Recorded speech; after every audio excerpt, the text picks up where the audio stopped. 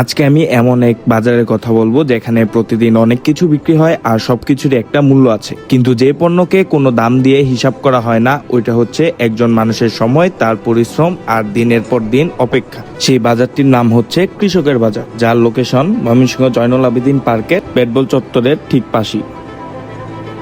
আমরা হয়তো বাজারে এসে শুধু দামটা দেখি, দরদাম করি, তারপর পণ্যটা নিয়ে চলে যাই, কিন্তু এই দামের পেছনে যে গল্পটা থাকে সেটা কি কখনো ভাবি?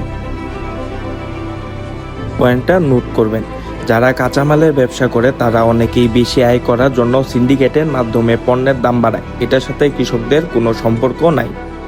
একটা সবজি আমাদের হাতে পৌঁছানোর আগে কতগুলো সকাল পেরিয়ে আসে, কতবার মাটিতে হাত দিতে হয়, কতটা যত্ন নিতে হয়, তার হিসাব কোনো বাজারের খাতায় লেখা থাকে না।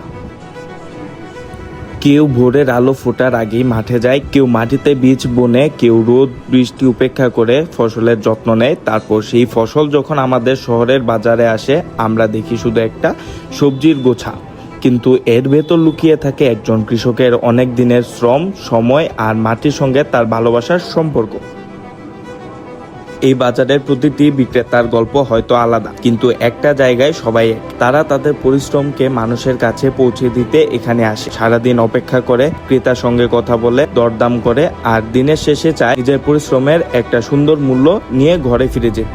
আমরা কয়েক টাকা কমানোর জন্য হয়তো অনেকক্ষণ দামাদামি করি, কিন্তু কখনো কি ভাবি এই কয়েকটা টাকার পেছনে কারো কয়েক ঘন্টা শ্রম জড়িয়ে আছে?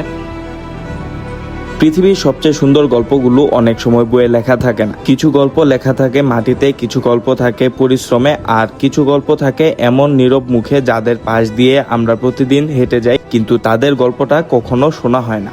আজ হয়তো আপনি শুধু একটা ভিডিও দেখলেন, কিন্তু আগামীকাল যখন কোনো কৃষকের কাছ থেকে কিছু কিনবেন তখন হয়তো একবার তার দিকে তাকিয়ে হাসবেন, তার পরিশ্রমটাকে একটু সম্মান করবেন। কারণ একজন কৃষকের হাতে শুধু ফসল থাকে না, থাকে আমাদের প্রতিদিনের জীবনের একটা অংশ। আর তখনই হয়তো এই 1-2 মিনিটের গল্পটা সার্থক হবে।